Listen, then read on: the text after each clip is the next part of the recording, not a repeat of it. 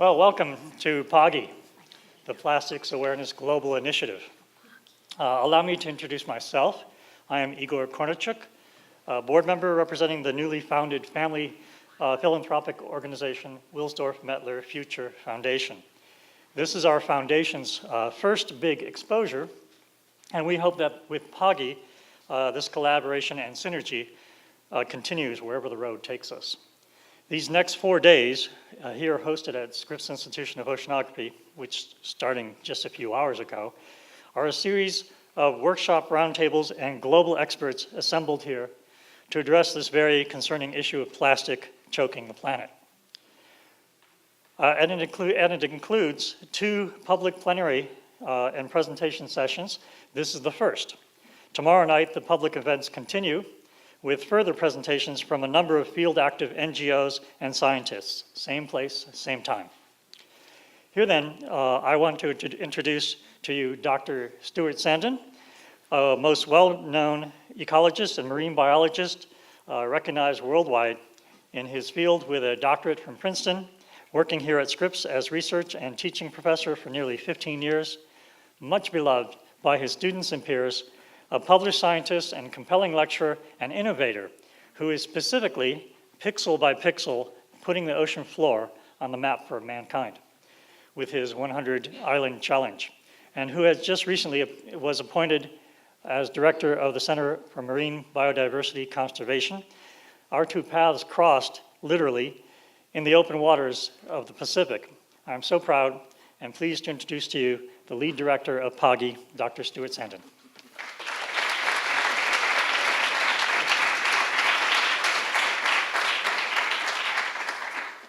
Thank you, Igor. And thank you, everybody, for showing up tonight. This has been a long time in the making, and it's really just a pleasure to see so many faces in the room as we kick off PAGI, the Plastics Awareness Global Initiative. This is our Ocean Sciences meeting, and as you may imagine, that's our goal, is to learn something about the science that's underlying the problem that I think we can all share, or at least all agree upon, is linked to people, which is people-made products in the ocean.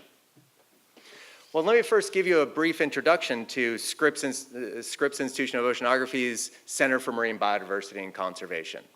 Beyond being a center that has many more syllables than it should have, it is our working organization to try to provide a public face, a set of access to the science that goes on at Scripps. A lot of our science at Scripps has had global impact. And I can't mention that without looking over at Professor Walter Munk and think of the illustrious career and impact that he's had through the decades. And it's always a pleasure to have you in attendance, Walter. Thank you for being here.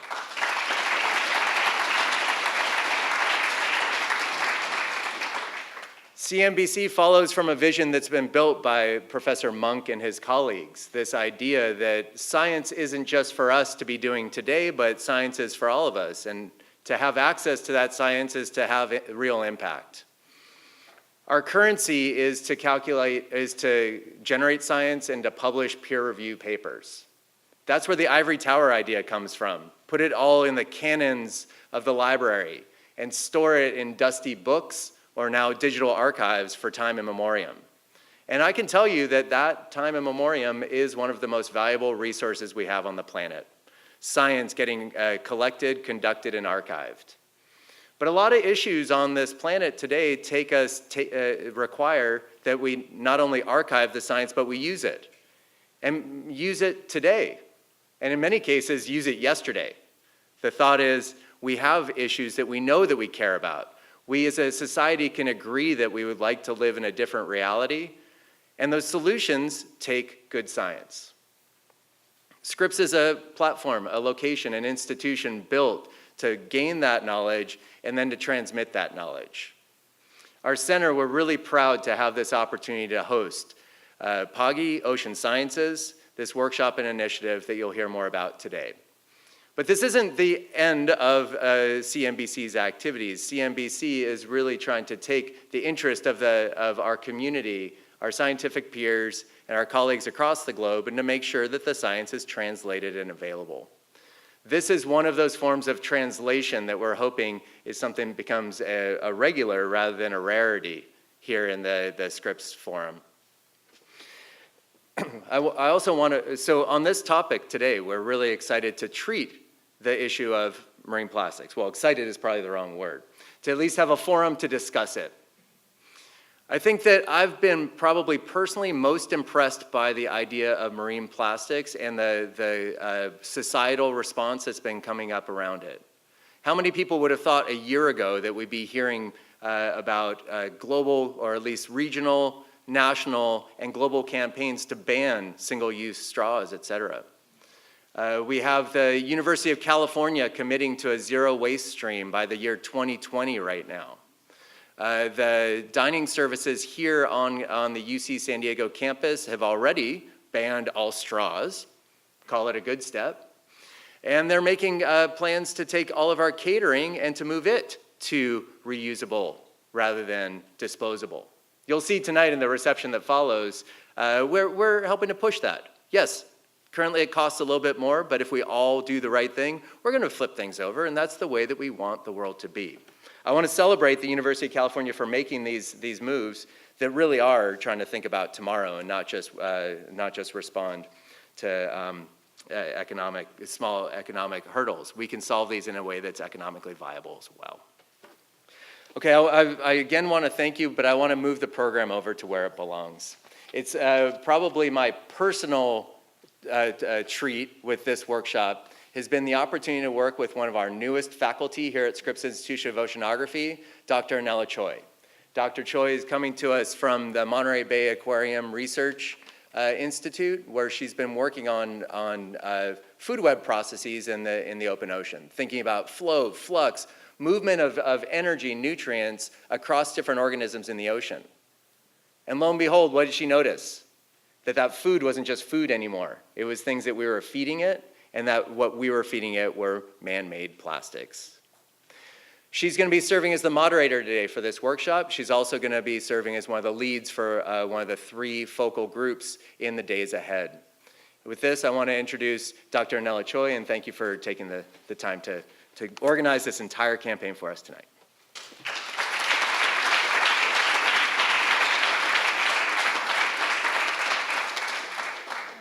Thanks for that introduction, Stuart. I'm really happy to be here tonight and see you guys all here eager to learn about plastic pollution from some of the world's most eminent experts on the topic.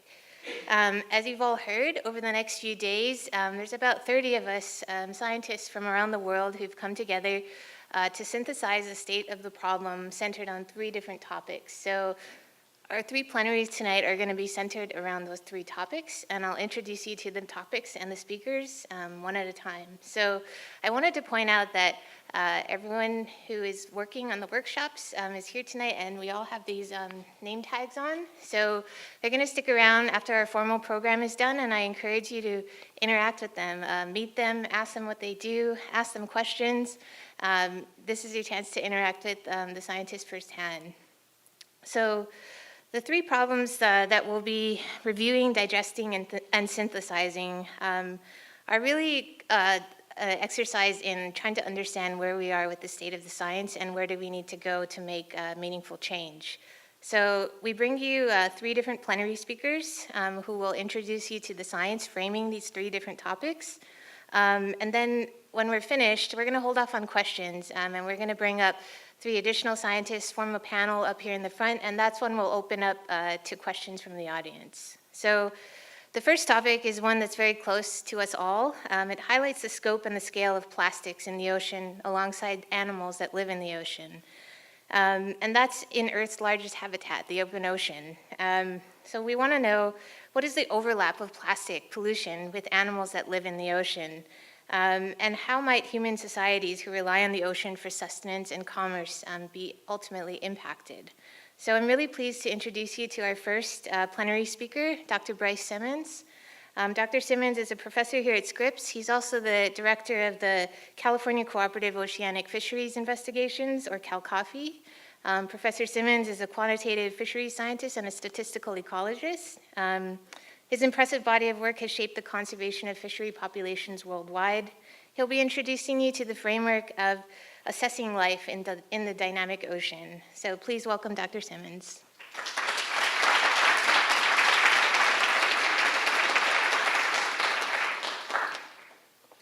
Okay, hi everybody. Can we dim the lights a little bit, or is that not possible?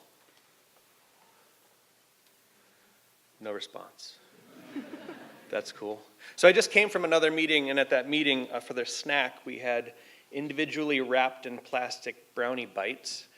And it made me realize that even in the hallowed halls of our scientific institutions, sometimes meetings and people can be a little bit tone deaf.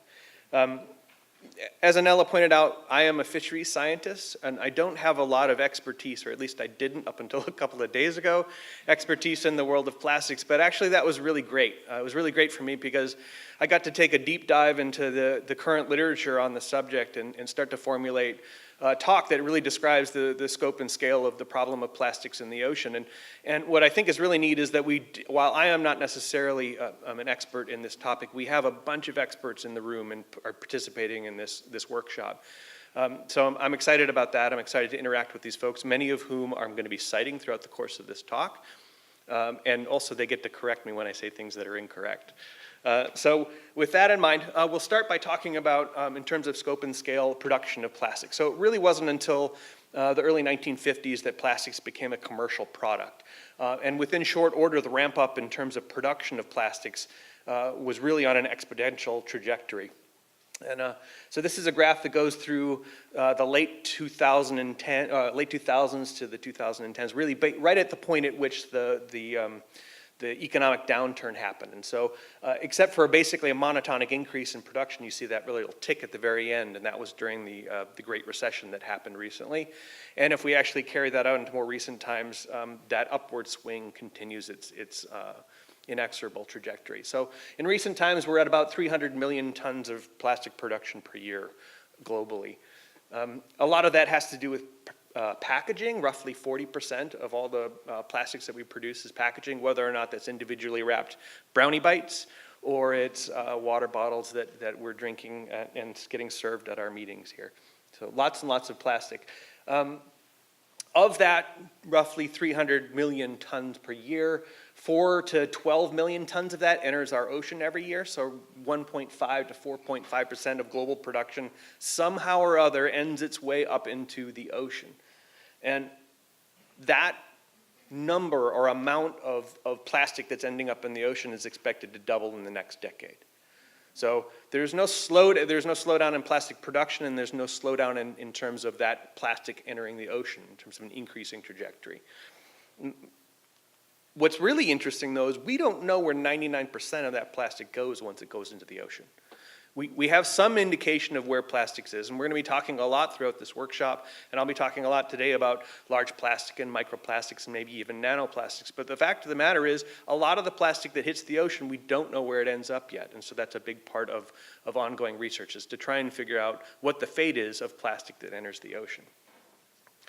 But in the end, you see something like this, right? So we think about global problems and we zoom in on the actual inputs of plastics to the ocean, and it might look something like this. So here's a river output from Haiti in the Caribbean, and there's a huge exodus of plastic, particularly after large rains.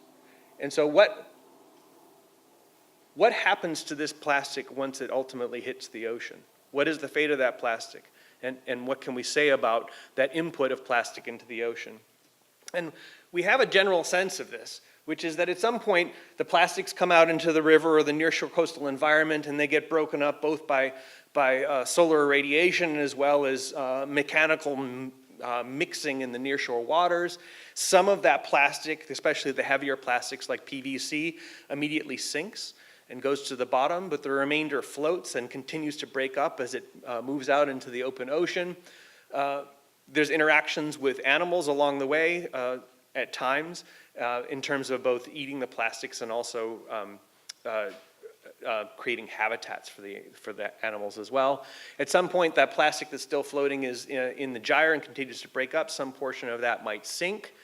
and hit the sediment, and at that point that plastic could become part of the food chain in the sediment, or might actually be put back up into the water column through bioturbation. So that's kind of the general as we understand it, the general process of plastics, but we tend to think about plastics in terms of the great garbage patch, right? We think about this area, as they always say, the size of Texas, which I think in a lot of people's minds is something that you could literally just get off a boat and walk across, right? And it's not like that, but it certainly is a larger concentration of plastic in these certain areas. And these areas that happen around the globe, they're driven by oceanic processes. So we have areas of persistent high pressure at certain parts along our oceans, and those areas of high pressure cause winds or air to move up and down depending on whether or not you're on the north side of that area of persistent high pressure. And through Coriolis forces, that creates trade winds. Right? Trade winds, winds that move either east or west in a persistent manner. And those winds in turn drive surface currents. And in areas where you have these centroids of high pressure zones that are persistent, you get these gyres or surface-driven currents that end up basically in large eddies, and those things over time accrue more and more plastic. They're centers of aggregation of plastics. And so there's really 5 major gyres that exist out there. And one of those is off our west coast here in California, and that's where that great northern Pacific garbage patch exists.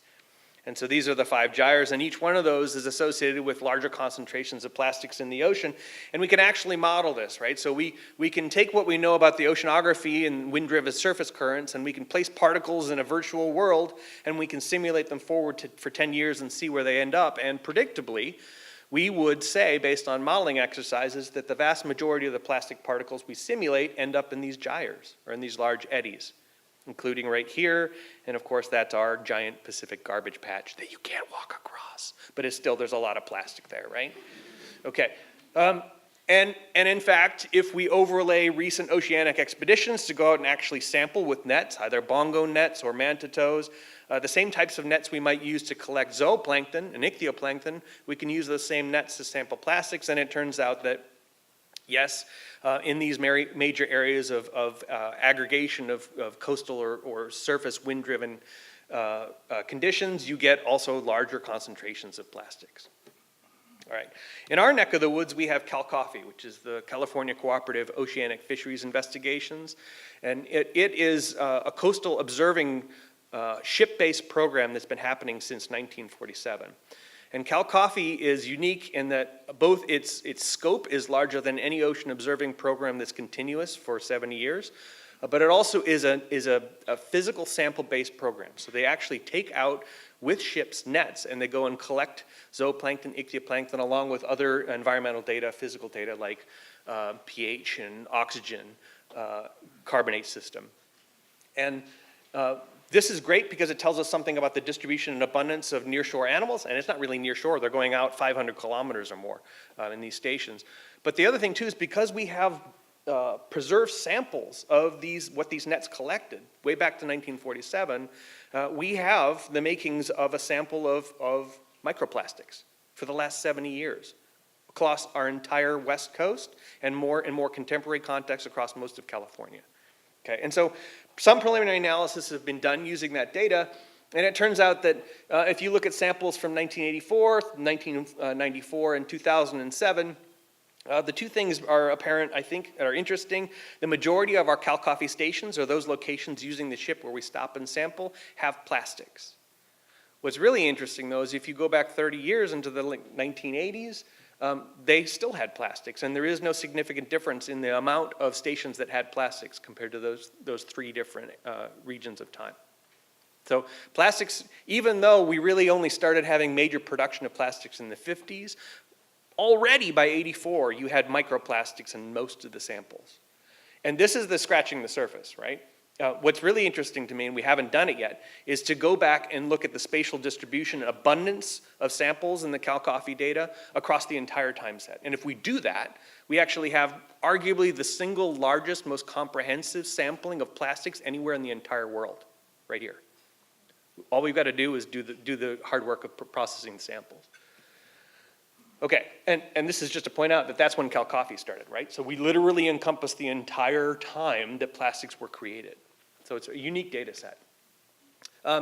Other examples of sampling that I've taken, this is an oceanographic survey that went out specifically to go survey the garbage patch and used a series of different sampling techniques. The key takeaway here is that these are the estimates of the particle concentrations of different sampling stations that they hit, and the M's here stand for manitoes and the B's stand for bongo nets. Those are just different sampling types. What I want you to notice is the y-axis is on the log scale. There are massive differences in the number of concentrations or the concentration of plastics in the different samples. So variability in the plastics in the ocean is huge, huge, and that's a real challenge for us. Because if we want to say something about the change in the relative abundance of microplastics through time, gosh, we're going to have to do a lot of sampling in a very strategic way in order to have the resolution, in order to monitor and measure what that change looks like through time. What's really interesting too about this particular study is that they demonstrated quite convincingly that there wasn't a very direct correlation between the amount of microplastics underneath the surface and the amount of macroplastics at the surface, so those pieces of plastics that were large enough for people to see with binoculars from a ship. So the correlation between those two things is low and the variability in microplastics is high. What that really means is one of the things we need to be very concerned with is how we survey the world if we hope to be able to characterize the change in plastic through time. Nonetheless, there are surveys that have demonstrated really convincingly that there have been major changes in the amount of microplastics through time. So this study looked at, in the 1970s, of the two graphs estimating the density of microplastics, and then again in the 2010s on the right, those two. And what you'll see is that there's a 2 order of magnitude difference in the density of microplastics between those 2 decades. The difference between this study and the Cal Coffee study, this survey was done inside those centers of aggregation, inside the place where plastics accrue. Right? In Cal Coffee, we're in the transition zone. We're in the place where plastics move away from. They ultimately aggregate in those gyres, not along our California coast. And so these are the sorts of things in a global context we need to consider if we're hoping to monitor changes in the density of plastic through time. Whereas Cal Coffee might provide a rate, something like monitoring the gyre might tell you a total abundance or a density. If we think about plastics in the context of ecosystem impacts, biological impacts, we tend to have conversations about how microplastics might accrue. We know that microplastics end up in lots and lots of different organisms' stomachs, and it stands to reason that if one organism eats another organism and something else eats that, in terms of a trophic food chain, that you would expect some version of biomagnification of plastics in the stomachs of those animals that are eating other animals that have eaten plastic. Turns out, though, that there's not a great deal of evidence to suggest that that is actually true, or at least it hasn't been well demonstrated yet. So we think also of maybe impacts associated with chemicals associated with microplastics impacting the health of the organisms that we eat, or in turn impacting our health as humans that rely on seafood to a greater or lesser extent. Again, there is not a huge amount of evidence that that actually takes place. So if you think about the chemicals that are actually used to make plastics, and we've all heard about BPA, right? So BPA is it's probably the single greatest globally regulated chemical.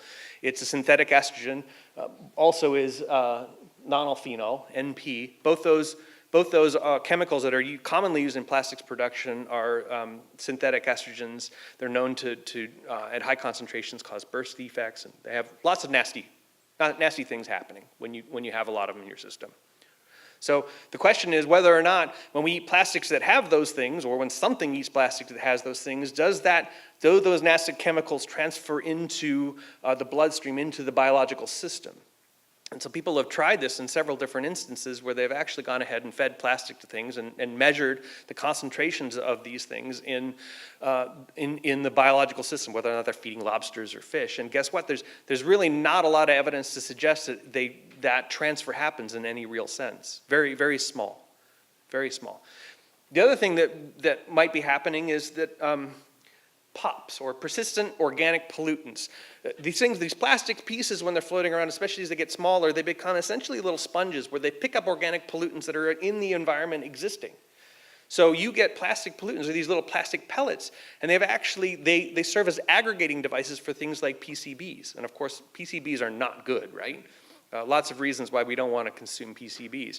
And so you can take those plastic pellets that are loaded with PCBs and you can feed them to things like lobsters, and then you can look at the extent to which PCBs transfer into lobster flesh. Turns out it really doesn't. It really doesn't.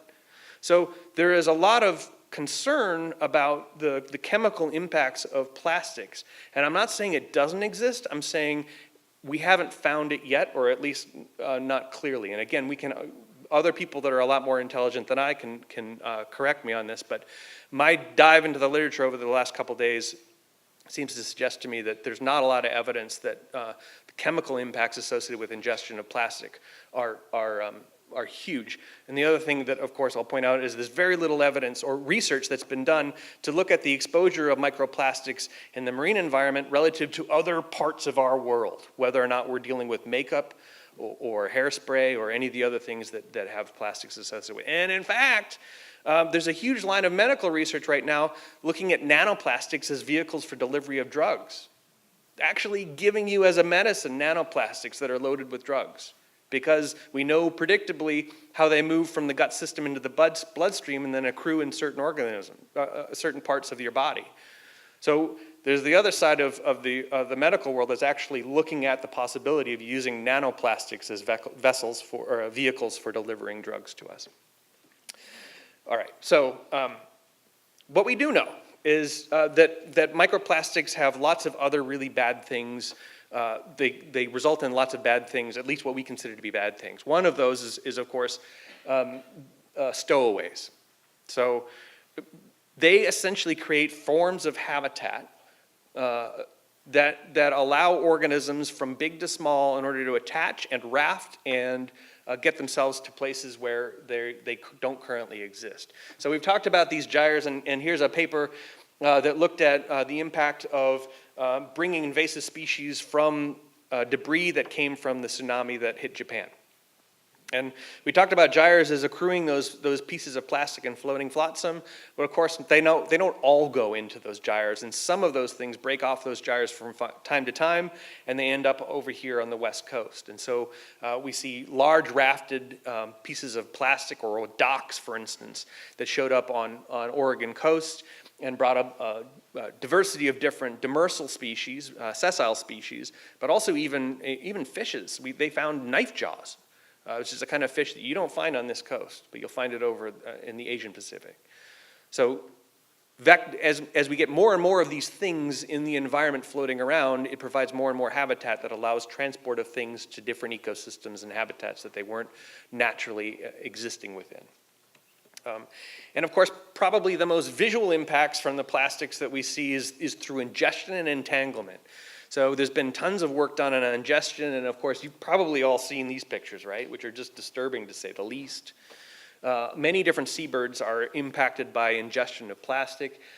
This is from a study by Wilcox fairly recently in Proceedings of National Academy, showing that there's been an increase through time in the proportion, for particular studies, in the proportion of birds that had plastic in their guts. And again, through time, the number and amount of plastic ingestion in individual birds within studies. And then finally, if you look at the accumulation of known species of seabirds that have interactions in terms of ingestion of plastic, this is that curve right now. So if you look at this graph right here, this is the amount of species affected by ocean plastics as a function of space along the map. And what you'll notice is that map does not look like the distribution of plastics in the ocean. Right? You don't see the gyre. What you see is that is the global richness of birds. In other words, if you are an ocean bird, you're impacted by plastic, no matter where you are. And because of that, the number of birds impacted by plastic as a function of space is simply a function of the diversity of birds in that region. So it's absolutely pervasive. In terms of entanglement and ingestion, so Wilcox also did a study, this was published in Marine Policy, where they solicited expert advice by people that do plastics for a living, and they asked them to kind of rank relative risks of plastic in the marine environment to the biology of the marine environment. And the thing that really cropped up as the most important is ingestion and entanglement, poses threats to marine fauna, fishing gear and balloons in terms of entanglements and threats, and then plastic bags and utensils in terms of ingestion. So the direct impacts of interactions of large organisms and small organisms and the plastics themselves is really probably one of the biggest impacts of oceanic plastic. Okay, and then I'll end with this, which is that we as scientists, we tend to go out and study the world and think about, okay, what's the impact on our trophic ecology? What's the impact on our ecosystem? Let's get into the weeds and look at the chemical impacts on our biological processes within our body. But the reality is that in most of our society, this is what people are most concerned with. This is the impact to them. This is their economic impact, which is they're hoping to have a pristine, clean experience on the ocean, and they don't. They can't. Oftentimes because it's hard to find a place in this world that doesn't have plastic impacts associated with it. And Lord help you if you find yourself on a windward side of an island in the Caribbean, because it's just going to be coated with flip-flops, my friends, all over the place. And so this is a real impact. It may not be biological, it may not be ecological, but it's a societal impact and something that needs to be addressed just as much as those other impacts. All right, thank you very much.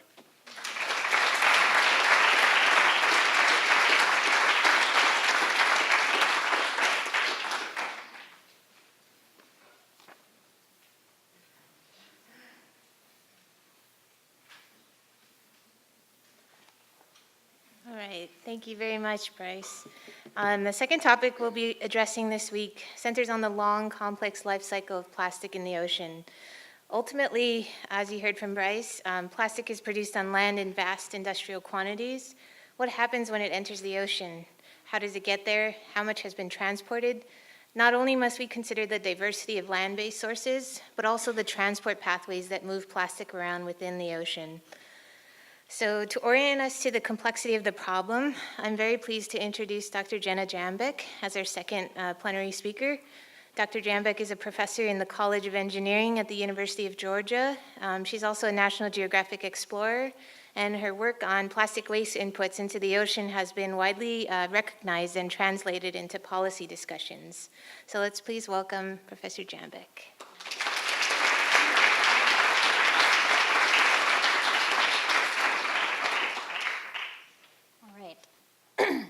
Thank you so much. It's really great to be here. The ocean outside our door and with amazing scientists and oceanographers. I'm here, but I'm kind of a fish out of water, pun intended. I'm an environmental engineer. I'm much more at home tromping through a landfill, sorting trash, and honestly meeting the people on the front lines of managing our waste around the world. So in my capacity of working in solid waste management for over 20 years, I've been able to travel all over, meet those people, probably been in about 15 countries or so in the last 16 months. But today, I want to talk about the intersection of the folks here, so oceanographers, scientists, marine scientists, and the work that I do on land. So that results in marine debris or plastic in our ocean that we know of. And in many cases, we've seen pictures of it floating in the ocean and on the coastline, but also we know it's in our riverways, in our lakes. So this top picture is actually one of our Great Lakes in the US. And then when we talk about mismanaged waste, I want this bottom picture on the right to come into your head. So I did a beach cleanup recently somewhere and turned around, and this was what was on the other side of the parking lot. So we left a pristine beach, and then the other side of the parking lot was a bunch of trash as well. So you heard a little bit, and that was great that Bryce gave a good introduction on the increase in plastic over time. We also were able to publish a paper sort of quantifying all of the plastic ever made. So it was started to record in 1950, and we know that by 2017 we had created over 8 billion metric tons. So all of those annual inputs over time, that's also equal to 80 blue whales. 80 million, sorry, 80 million blue whales. So hard numbers to imagine, right? So, and because you saw that he had a pie chart on there, it was about almost 40% of this plastic is used for packaging or single-use items. That means that already over 6 billion metric tons has entered our waste stream. So that's a large quantity of plastic to have to manage. So those of us working in solid waste management, it became quite overwhelming to manage this new material entering our waste stream. So what have we done with it? Well, we've only recycled 9%. So if we're thinking that recycling is going to be the answer to this, we have a long way to go. Also, really the only way it disappears is through thermal treatment. We have incinerated about 12% of it, but that means that almost 80% of it is either in our landfills or somewhere else on our land today. And all projections going forward is that this is supposed to increase. So certainly catching up, I would say, with this issue and then getting ahead of it, to continue to try to get ahead of it is important. So I'm sort of covering this area where thinking of how plastic gets to the ocean and where it does come from. So plastic itself is a resin pellet, sort of in its most raw form. This is how it's transported around the world. It looks like these small pellets up at top. We know that some of those in their raw form are lost to the environment and can make it to the ocean. If you are somewhere where you see microplastic washing up on the shore, oftentimes you'll see some of these small pellets as well. And then we know it gets made into plastic products that we use every day. I don't think we can imagine our lives without plastic. The chairs we're sitting on, much of the furniture, our electronics, advances in the medical industry. I mean, it's totally a part of our life right now. And so what we're often talking about, though, as mismanaged is these single-use items, and much of it packaging. And so this is what that looks like when it can end up in our environment and then end up in the ocean. And then we also have microscopic items in the first place. So they're entering our environment at this microscopic level, so smaller than a pencil eraser. In this case, with microbeads, they're more like the tip of a pencil. And then microfibers, and those are ending up in our waterways from our wastewater treatment systems. And then we have some maritime sources. So we know that lost and derelict fishing gear is also a source of plastic that can enter our ocean, and a very deadly source at that because it's designed to kill. We have derelict vessels, which people don't often think about. And then we also have sort of these, what I call pulse inputs from catastrophic events. And those are getting more frequent and increasing in intensity. And so the debris that we're seeing produced from that also contains plastic and enters our waterways. So the thing about plastic, and this was touched upon, is that it doesn't biodegrade. So in terms of it as a source in our environment, something that is a big item ends up just fragmenting into smaller and smaller pieces over time, totally dispersing in our environment. And so I think as I was reflecting on this workshop, I was thinking about the different pieces. So we have the three categories and sort of fitting together in this science aspect, and how do those puzzle pieces fit together? Well, I was thinking in terms of looking at this as risk. Risk to our ocean, risk to marine life, risk to humans. That's a function of hazard and exposure. And so the work that our group is doing and the work that I usually do relates to exposure. So how much plastic is being made, how much of it enters our environment, how much actually gets into our waterways, where does it go, and then what form is it in? Is it in a large piece, is it in small pieces? And then, of course, the impacts can inform this hazard component of this equation, and that would be toxicology. We've got microbiologists here, ecologists, and then all the way to public health. And so in terms of our category, we're thinking about how can we then reduce this input, how much exposure control would we actually need. So you heard about the estimate of what was going in. I'm going to kind of go through this one example of some science work that we did. This was also in an interdisciplinary working group, and I think there's tremendous value in working interdisciplinary.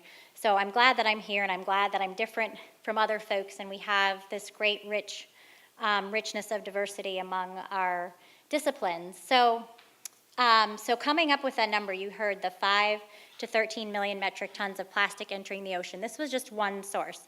The source was mismanaged waste. So we looked at 192 countries around the world that have a coastline, and we looked at a 50-kilometer buffer of people that lived 50 kilometers from the coastline, the quantity of waste that they were producing per person, the quantity of this waste that was actually plastic, and then the quantity that was mismanaged, and that was made up of two components. One is inadequately managed waste, which means waste that's not managed in a formal infrastructure, and litter. And then those two components, then we had 3 scenarios of what would actually enter the ocean, and those were from 5 to 13, with our mid-estimate being 8 million metric tons. This is another number that's hard to imagine.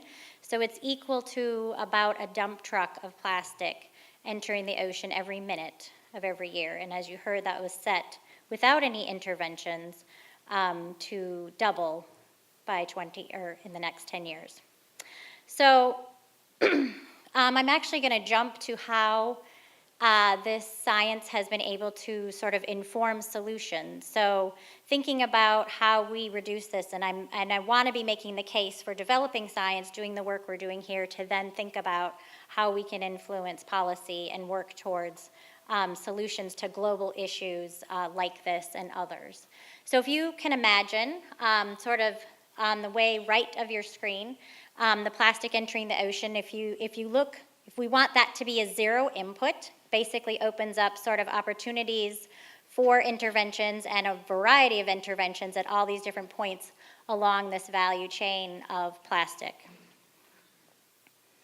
So the first one, all the way upstream, we talk about the demand for use. And I think those of us that have the luxury to make some of these choices, they may seem small, they may seem mundane, and maybe you're already making those choices, but I just want to reiterate that with population density being the driver that this is, and a time scale, that those choices do matter. Taken collectively and taken over time, those choices matter. But not only your individual choices, but advocating for others and for companies to make the right choices in these regards as well.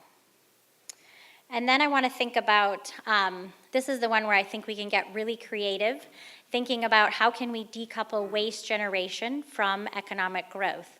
So we know that's going to happen, and we know that technology has really contributed to us being able to have these collaborative and sharing economies. So this is more of a paradigm shift. So we see bike shares and car shares. You can buy secondhand clothes online. How does that apply to packaging? So if that's the waste that we're trying to produce, we're trying to get people beverages, for example, but how can that happen without packaging? Well, it's certainly possible, again, oftentimes using technology like smartphones, radio frequency identification. You can even have RFID self-serve beer besides all the water. So we're still going to need packaging, though. So thinking about there, for me working in solid waste management, we don't often control what comes our way. We just have to deal with whatever comes our way and manage it the best that we can. But if we actually had these conversations with our material developers, our product designers, and actually thought about what happens at end of life when we're making products, we can manage them better, and they actually retain their value so that they can be more easily collected. It makes it economical for collection and recycling of those materials. But that involves talking to industry. So in many cases, we need to open up these conversations. We need to have partnerships in responsibility, so talking about shared responsibility of the products and the materials that we're developing. So at the University of Georgia, we're trying to walk this talk through an institute. My colleague, who's a polymer chemist, is the director of this New Materials Institute, but he's working on developing polymers, coatings, and adhesives that are biodegradable, and looking at recycling less valued plastics and various things so that we can sort of use green engineering, move closer to circular materials management through like circular economy principles. And it's an exciting place to be. But my roots are in waste management, and so thinking again, kind of moving down that value chain that I first put up there, that intervention framework, What we found is that much of this mismanaged waste was coming from middle-income, rapidly developing countries that need waste management infrastructure. And so in general, we need to collect, capture, and contain this waste. So there's 3 C's there. It's going to look different around the world. In some cases, your barcode reading and RFID technology, and in others, your hand sorting. But it's also very important to think about context and culture. So there's actually 5 C's here. And context and culture are very important when it comes to waste management. There's many intersectional and social issues that go along with this. So whether I'm traveling the world and we're looking at cleaning up some of the top 50 dump sites within the world, trying to elevate the informal waste pickers who can now serve as collectors and help service collection within the community, improve their working conditions, source separating both organics from recyclables to retain the value of those recyclables, and manage 50 to 60% of the waste stream in some of these countries. It becomes very important to work within the community and the local stakeholders to improve their infrastructure. And so then our last chance. Before it gets to the ocean, you have one more chance to capture this material. It might look like an engineered device like Mr. Trash Wheel here who lives in the Baltimore Harbor. There's many other engineered devices that can be used to collect whatever's floating, of course, on top of the water before it gets to the ocean. And then you also need the infrastructure upstream to be able to manage it. And then also our 2 hands. So over 30 years, the International Coastal Cleanup has been happening with the Ocean Conservancy and many, many, many local cleanups. I think California has really been a leader in many of the beach cleanups. But we know that's not the first solution, right? It's way down, but if we do still have this leakage, if we can either get it before it gets to the ocean or sometimes the ocean spits it back out, it's an opportunity to collect it on our coastlines, and it's another opportunity to actually collect data. So this is one way to do that. This is a mobile app we developed, sponsored by NOAA, and it's used to collect data on cleanups all over the world. We have about 1.3 million items. This is opportunistic citizen science data, but it's one way to then have information to then inform, again, upstream solutions locally. Oftentimes, can be used to collect data by citizens about exactly what they're finding, leaking out into their environment locally as well. And so I think collecting this data and using science to inform the solutions is where we're heading and what we want to see happening with science. And lastly, I think understanding that the context that we're working in, whether it be locally or in science, is in these large global initiatives, especially with this issue for sure. There's many intersectional issues, although it fits under SDG, or Sustainable Development Goal 14. It intersects SDG 12 as well. And I just want to recognize all of the global initiatives through the G7 and the G20 who has asked scientists to participate in their creation of their declarations. The newest Save Our Seas Act through the U.S. Congress, the State Department who has participated in sending me to 10 different countries. There's a lot of global initiatives also through National Geographic now on this issue. So thinking about how we are inclusive and fitting together into these initiatives, I think, is very good. And so lastly, whether it be you're a movie star or Prince, some of the amazing kids that I've met around the world, some of the independent waste collectors and informal folks working on this field, or my 10-year-old son, we can all make a difference on this issue. Thank you.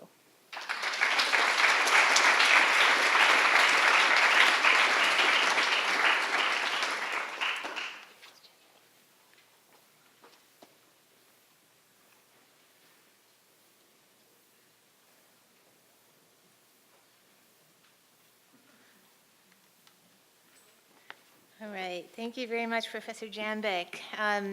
The third and final topic that we'll be addressing this week is a more positive one, a forward-looking one, a solution-based one, talking about how to curb the flow of plastics into the ocean. There's a lot of novel campaigns developing within the fields of biology and microbiology to leverage the biological power of microorganisms for both plastic creation and for plastic degradation. So here to tell us about the fascinating microbial communities associated with plastic in the sea is Dr. Linda Amaral-Zettler. She's a senior scientist at the NIOZ Royal Netherlands Institute for Sea Research in North Holland. It's a long name. Dr. Amaral-Zettler's research examines the complex microbiomes on plastic debris in the sea, including microbial diversity, distribution, and survival and impact on local and global processes. So let's please welcome Linda.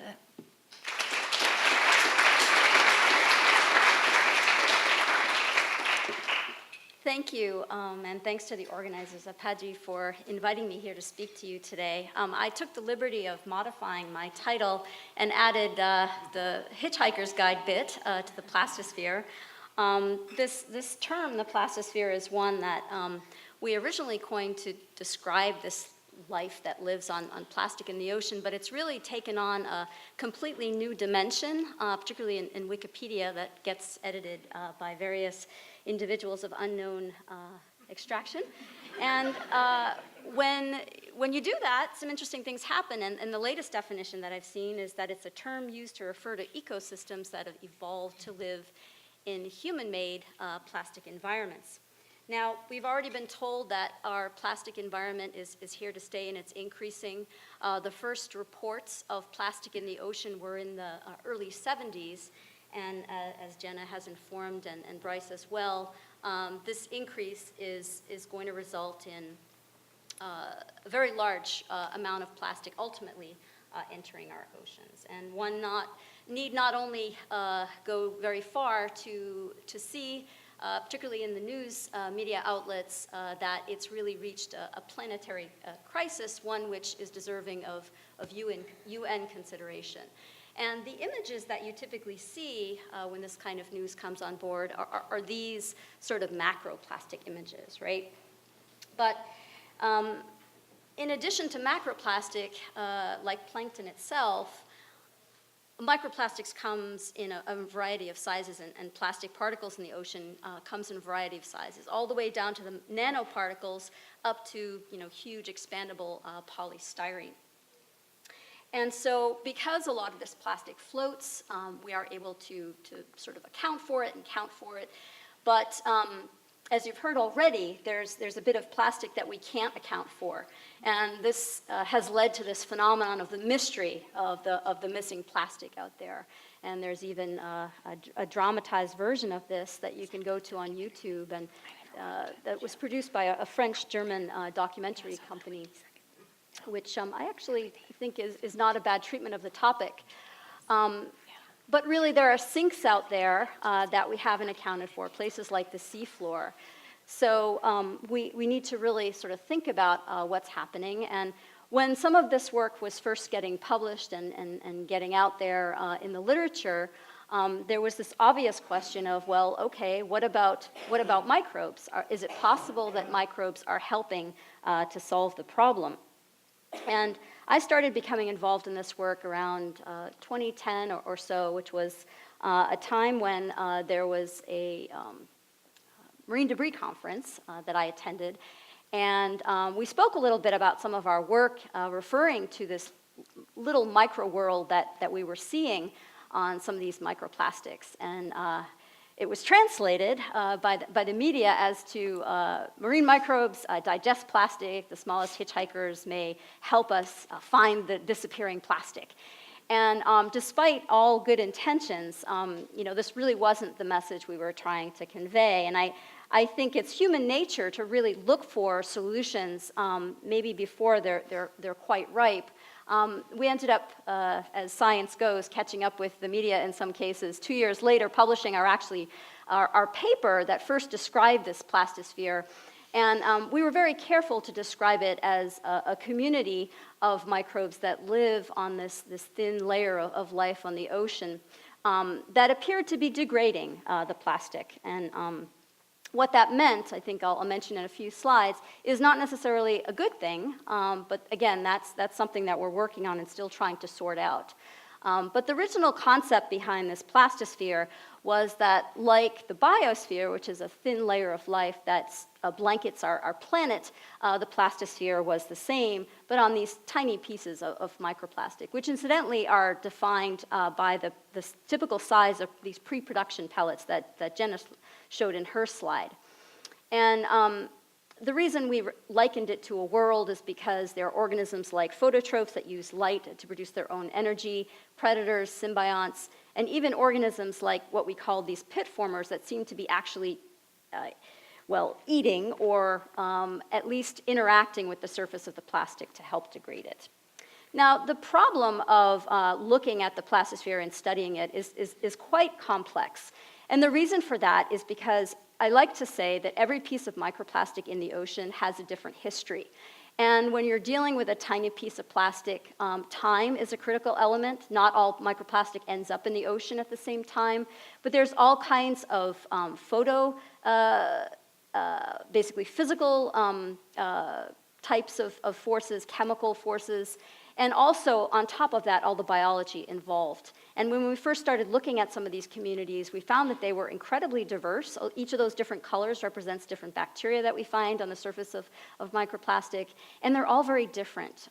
So we're here as part of this solutions group to think about the who, where, what, and when of microplastic and how that sort of helps inform interactions of microbes with plastic itself.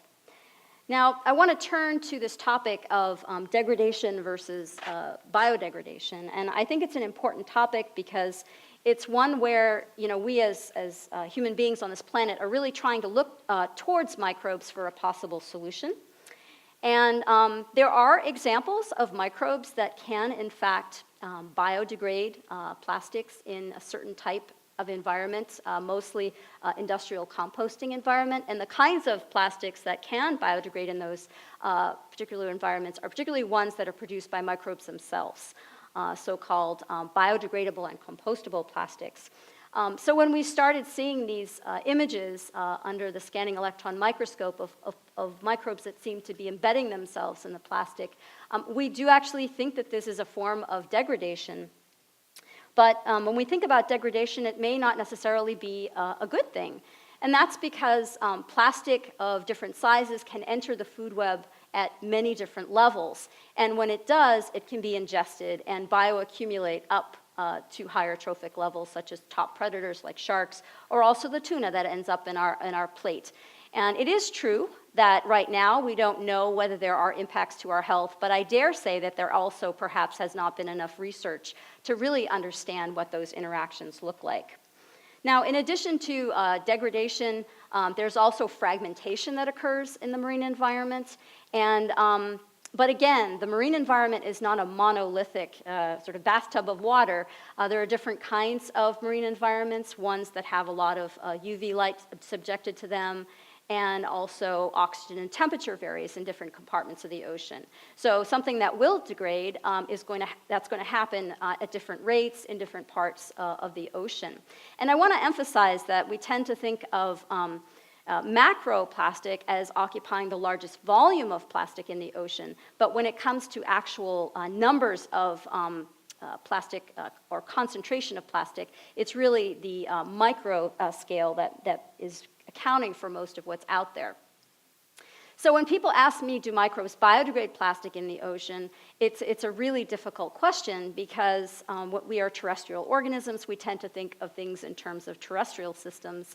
And within a terrestrial system, the goal of biodegradability and ultimately compostability is to produce a product that can directly be used, renewed and reused in the environment.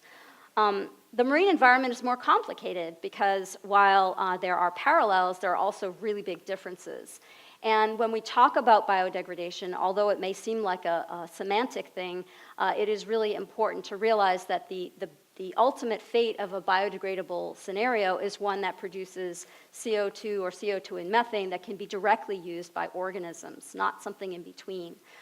In addition, another challenge that the marine environment presents is that there's fewer microbes typically in marine environments, particularly in the water column, not so much in the sediments, but hydrostatic pressure, cold temperatures, and sparse nutrients all make for comparatively more challenging places for microbes to sort of do their biodegradation activities. And the reason I bring this up is because there's a lot of confusion, there's a lot of misrepresentation, even within the peer-reviewed literature. These are examples of peer-reviewed journal articles where biodegradation is used, where really these stories are about degradation and maybe assimilation, but really not true biodegradation in that the ultimate CO2 evolution is achieved in these kinds of studies. So beyond microbes, where else can we find solutions? Well, the water wheel, trash wheel, has already been introduced by Dr. Jambak. And this is a brainchild of John Kellett, who is trying to clean up Baltimore Harbor. And as with the Ocean Conservancy and ocean cleanups, there is a role for this kind of activity, I think, in places like rivers, where we see tremendous amounts of macroplastic out there, and perhaps this is an urban solution. But there are other parts of the ocean, like these gyres that have already been introduced as well, where we find accumulations of plastic. And, but the kind of plastic that's out there is not there equally, and it concentrates in the gyres. So I think people are aware that there's a solution that's been proposed to deal with this open ocean plastic, and this is Boyan Slat, who actually comes from my new home in the Netherlands, and is right now launching this campaign to try to collect plastic that's out in these gyres that I just showed you. But I think one of the big differences between what we find in the coastal environment and what's really out there in the open ocean is that the ocean gyres, while the perception is that there are these, again, floating islands of macroplastic, what you actually see is something like I show you in the right-hand panel, which is so-called soup, the plastic soup, which are these tiny confetti-sized particles that really occupy the majority of that numerically dominate the plastic that's found in the ocean. And just as a personal aside, this is a cruise that we took. We called it the Microplastic Transit Cruise from the Azores to Sicily. And these are the actual samples that we collected.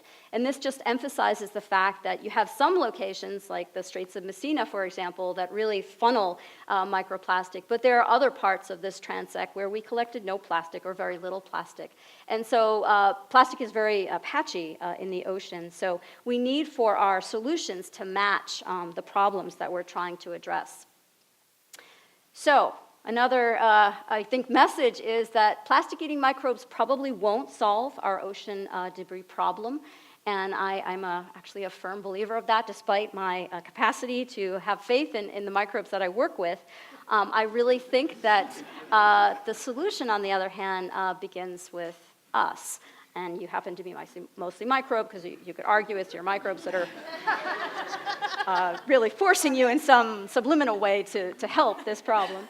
But I really mean that in all honesty, is I think we have to change our behavior. We have to think about a solution pyramid that first involves really preventing and reducing the amount of generation of plastic that enters the ocean in the first place, to think about alternatives in addition to collecting litter from the marine environment, and then recycling and finally disposal. This can be reduced to this three-word suggestion of reduce, reuse, and recycle that's already been mentioned. That's my first public service message.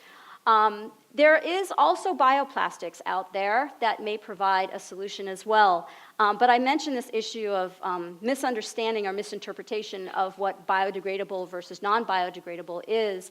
And this graphic is one of my favorite graphics that kind of lays out the distinction between the two. And what's important to keep in mind is that even if you have a bio-based plastic, it doesn't mean that it's automatically biodegradable, okay? And likewise, you could have a bio-based product that is non-biodegradable, particularly in the marine environment. Oops. So that's something to really bear in mind. And in particular, I just want to emphasize that even if you have a biodegradable plastic, it's not necessarily biodegradable in the marine environment. In fact, most biodegradable plastics are really intended for industrial composting, which requires infrastructure that very few places in the US can accommodate.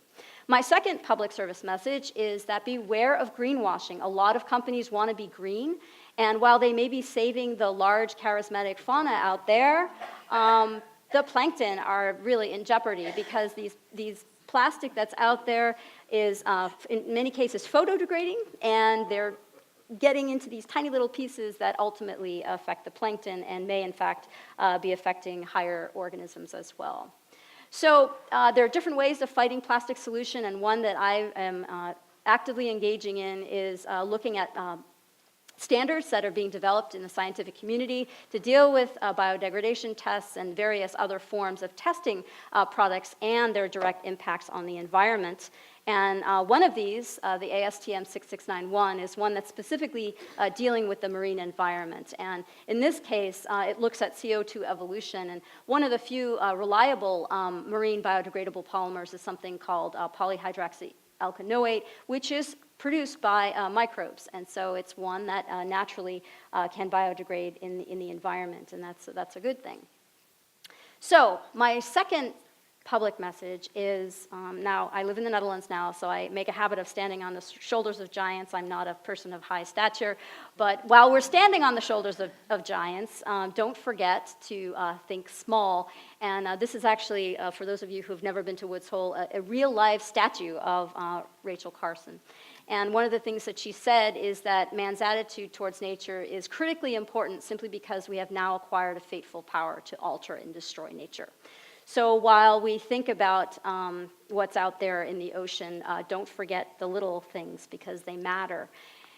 And finally, my final public service message is that it's really time to start thinking about the ocean because plastic even ends up there, despite the New York Times cartoon otherwise. It really is not a laughing matter, and that we do have to think about it, if not for ourselves, for the next generation that will carry on and inherit our legacy and our passion for plastic. So I'll leave you now with a bit of an art piece that was actually an inspiration, an artist inspiration. Pinar Yildiz will be speaking at tomorrow's public session, her perception of the plastosphere. And with that, I just want to thank funders that have helped my science and have also helped the facility that we've been able to look at the plastosphere using, and just my contact information. I welcome any feedback or questions you might have in the future. Thank you.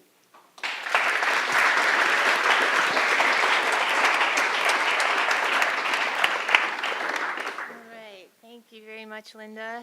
I'd like to take a moment to thank all of our plenary speakers. Let's give them a round of applause, please.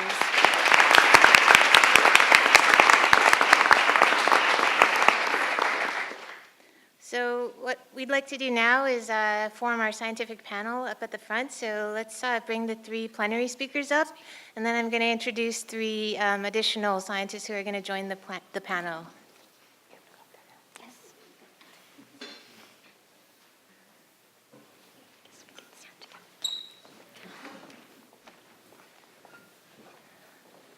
All right, our first additional scientist is Dr. Kara Lavender-Law. She's a faculty oceanographer and a chief scientist at the Sea Education Association in Woods Hole, Massachusetts. Dr. Law is a physical oceanographer and a research professor at SEA, where she examines how ocean physics determine the distributions and dynamic movements of plastics in the ocean.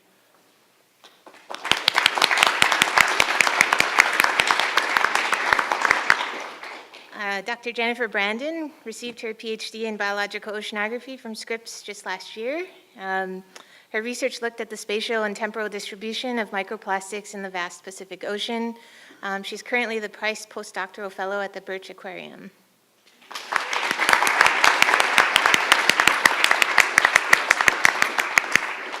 And last but not least, Dr. Tracy Mincer. He's a professor at Florida Atlantic University, Harbor Branch. He's a trained chemist and microbiologist who's conducted research in the field of microbial metagenomics, among other things. Currently, his research centers on microbial ecology, particularly on the fate of plastic debris in the marine environment. So let's welcome our panel. So we have one microphone for the public, unfortunately. So if you guys have a question upstairs, I'd like to encourage you to come downstairs and maybe queue up by the doors or so. So Julia's going to be running the microscope. She might have a microscope, the microphone around. So who would like to ask the first question to our esteemed panel? Don't be shy. We have one here in the front, middle front. I can probably. Okay, go for it. This question, I think, is for Jen. You talked about talking to companies at the source to try to eliminate the plastic. And I was just having a conversation with a relative of mine. That he works with container ships that are shipped around the world. And he was talking about how these crates are wrapped in plastic, just wrapped and wrapped and wrapped in plastic. So from a design solution, we were sitting around the dinner table trying to come up with, well, you could use reusable straps. And he said, well, we have to get them to the company, individual crate by crate. So I was wondering if you've ever addressed that question, or engineers are talking about, because shipping is a huge, Right. I don't know what you call it. It's just a big carbon footprint, and Right. there's lots of waste in the shipping industry. So is this the materials inside the container itself? I think usually on a pallet, they're wrapped in a lot of film to be able to Exactly. then, yeah. Yeah, it was around the pallet, and he said it was so that the pallets don't break open, because they're Yep. stacked so high on the ships, and then moving them around with the cranes and various Yeah. mechanisms. So, yeah, I have heard of that use, and actually, because that is like an industrial use, I mean, certainly, I'd love to see an alternative, but I think right now, a pretty good portion of that gets recycled, because when we look at sort of the film recycling numbers, they're led by most of that, which they call the wrap, as opposed to, say, plastic bags, which are a challenge. Most people can't put them in their home recycle bin, and you have to actually bring them to a grocery store. So anyway, usually that's low-density polyethylene. It can be recycled because you're at an industrial setting, and even when it gets shipped to a store, oftentimes they'll have a compaction system to be able to have those. So like the stores that also take plastic bags usually are recycling their film wrap from their pallets being shipped as well. Whether or not that seems like a solution, that's sort of what's happening in terms of what's going on with that. And is it true that a lot of plastics can only be recycled once? So is that true of filament, that once it's recycled, that's it? So usually, so what you'd have if you made a new item, so you would have to put some virgin in always.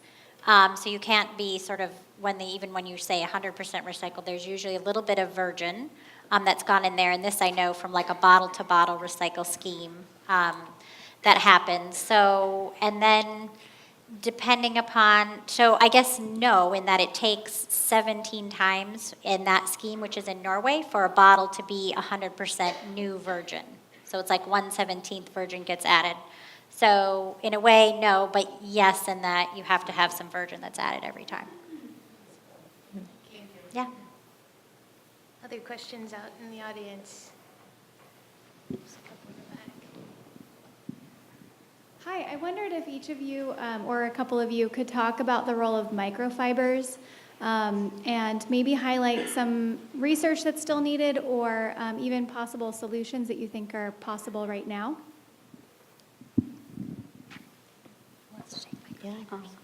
I can mention something, I guess, and as can Tracy.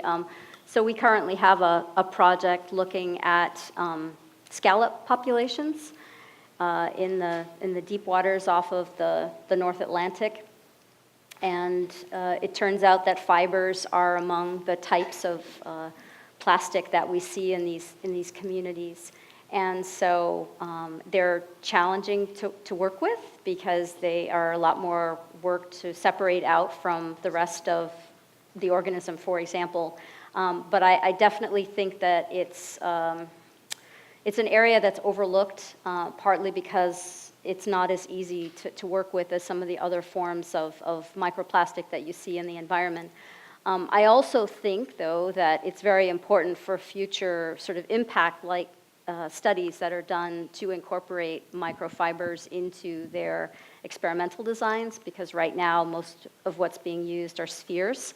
And so I think it's an area that needs to be further explored in terms of the research that we're doing right now to better understand the interaction between higher organisms and the fibers themselves. Right. Just to add a little bit onto that, how microfibers are frequently found in these aggregates in the ocean that form really a foundation of the food web, and these are called marine snow. And you can take a big bottle of seawater and tumble it, and you'll get formation of these aggregates. And these are in the 100 micron range, these little aggregates, and they're highly bioavailable and craved by filter feeding and suspension feeding organisms.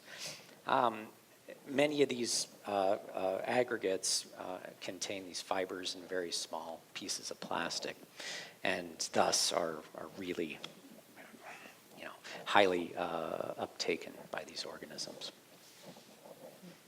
And Jenny, do you have any comments about how commonly microfibers are found in phytoplankton and zooplankton? Yeah, so I sampled surface water that was, that's obviously like consumed by zooplankton, and then I sampled a type of zooplankton that's a non-selective filter feeder called a salp, and fibers by far dominated all my samples. Fibers were the most common thing in surface water and in the salp stomachs. And of the salps that I dissected, 100% of the salps that I looked at ingested plastic, and most commonly what I was seeing was microfibers. So it is a really big problem.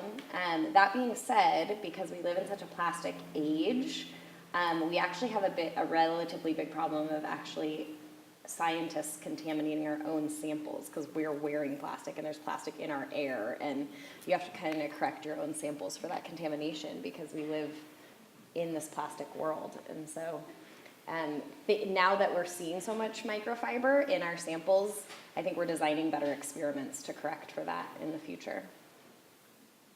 Anyone else on the panel want to comment on that? She asked about solutions, I think, a little bit.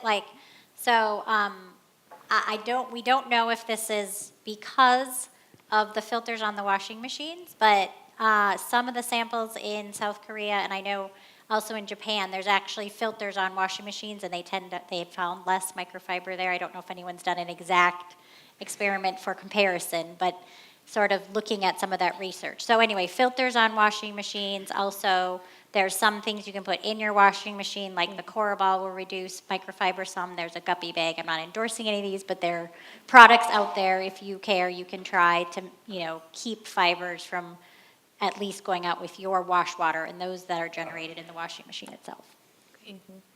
Kara, did you want to add something? Oh, I was just going to say that I know at least Patagonia and probably some other clothing manufacturers are carefully looking at this and thinking about ways that they can change their manufacturing to use, for example, longer threads, I think, so that the shedding goes down in the clothing. But I live in Maine, and I'm not going to stop wearing my fleece, so I'm not sure what the real solution is going to be. Great. We had another question in the back, right? Yeah, I have a question about economics. So I don't know if there's an expert up there, but so what is the economics of recycling? Is putting recycling, businesses in developing countries, is this even feasible? How much of it's subsidized by state or government here in the U.S.? And yeah, are there NGOs that are like paying people to pick up plastics? For instance, Sub-Saharan Africa, I know there's like heaps, and yeah. And then lastly, does picking up trash I think it's a great thing to do, but like, to what extent, what percentage of plastics does doing beach cleanups and all this sort of stuff actually remove from the ocean?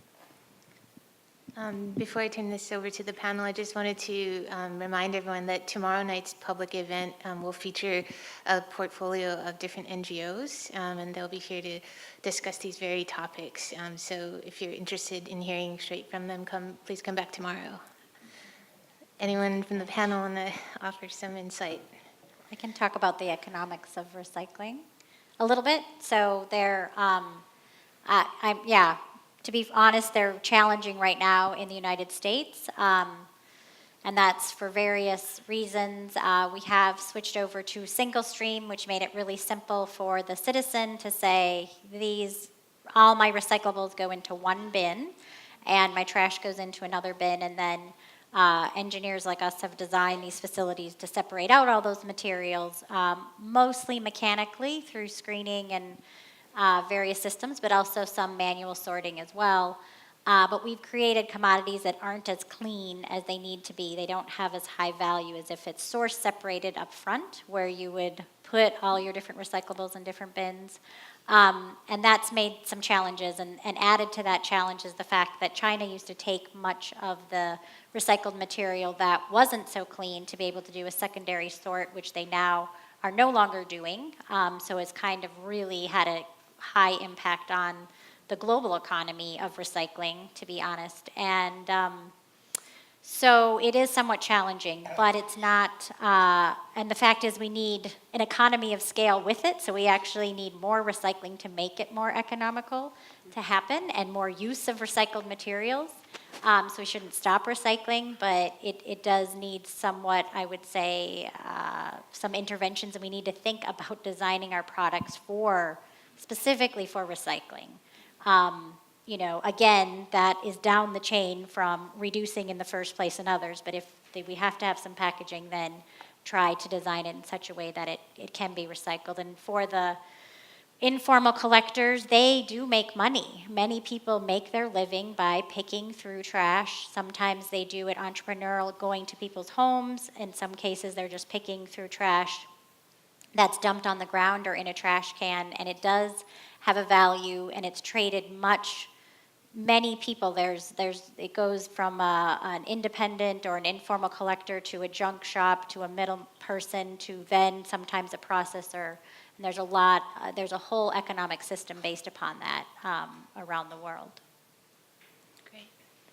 And on the topic of economics, something, I'm not sure how much work has been done, but has anyone gone on to estimate, the cost of plastic pollution in our oceans or in our seafood supply?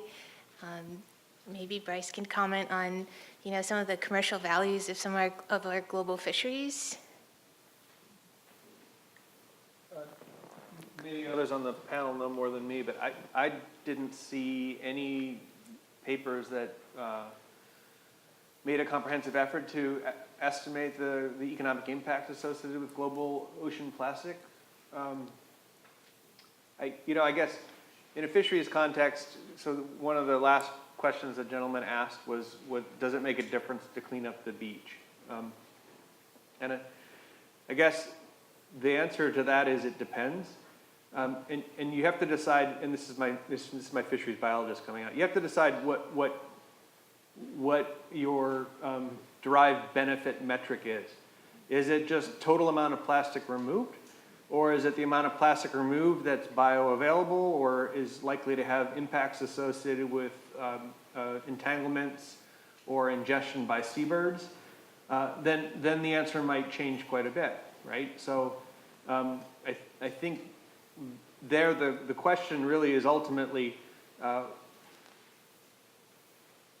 economic one, but a holistic economic one in that you have to know something about the impacts of the plastic in the place that it is, in the form that it currently is, in order to make a decision about whether or not it's worth it to make efforts to clean it up. And this giant boom that's out there in the Pacific right now, that's a great example of, I don't know if they made the effort to make a decision about how to spend, presumably that costs millions of dollars, right? So to me, as a fisheries scientist, I look at that and I go, well, that requires a management strategy evaluation.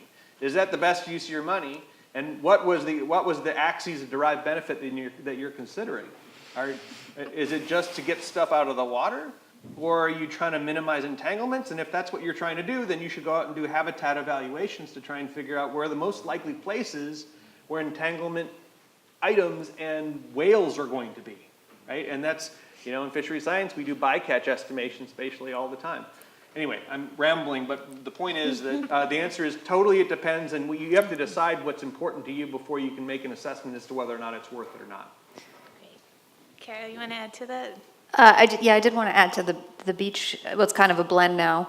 There was a study done on the cost of beach cleanups, like commercial, municipal beach cleanups across communities in California, and it was something like $500 million per year is spent cleaning beaches. So there clearly is an economic value associated with clean beaches in California, obviously because of tourism.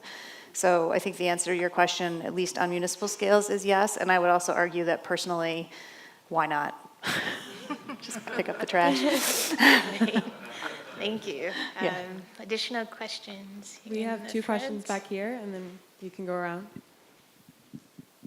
Hi. First of all, I want to thank the panel for giving us a great set of illuminating and articulate presentations on a serious problem. So my question concerns incineration. So is that really a viable, clean means of disposing of plastic that doesn't generate a lot of toxic gases? And if it is it economically feasible? And if that's true, then why is it only 12%? So thank you. So where I've seen incineration work is usually where it's cold. So Scandinavia has a lot of successful waste or combustion facilities that also recover energy. But what you also can recover in those, in a cogeneration standpoint, is heat. And that's really where it becomes a bit more efficient in terms of creating electricity and heat from the waste material. And managing, and when you do combust it that way, you also have ash, and it's not trivial to build an ash landfill and manage ash in a landfill. You do reduce your volume by 90%. So your question about the gases, there has to be proper air pollution controls, and depending upon the country and the public acceptance of whether or not it will actually be a properly regulated facility makes a huge difference. This is also where I talk a little bit about the culture and context. I mean, there's some places that just do not want to have an incineration facility. I think where we see the thermal treatment going is with pyrolysis and gasification. So pyrolysis, those can make liquid fuels from plastic. They also have challenges because you need to have a fairly homogeneous stream of plastic going in, and that's not typically sort of what we find in our regular day-to-day waste stream. And so there's challenges there, but that I see where that's going, because building the air pollution control unit is usually about this much, and the facility itself is small. Investing in that is a huge capital investment, and then you literally have to feed that facility to make the money when you're selling the electricity. Something smaller, batch scale like pyrolysis is probably going to be more feasible for thermal treatment if that is a route that people choose to take. Any other comments from the panel? Okay. Next question. Hi there. Thank you so much for your comments today. Very insightful. I was wondering if you could talk a little bit about the funding landscape for this type of research and where there's opportunities to increase the interdisciplinary nature of this research, especially having someone from waste management here is really great and illuminating, because I know sometimes that isn't incorporated in the ocean plastic conversation quite as much. So are there opportunities for increasing that type of research, and any plugs for funding? How many hours do we have to talk about this? Who wants to tackle this one?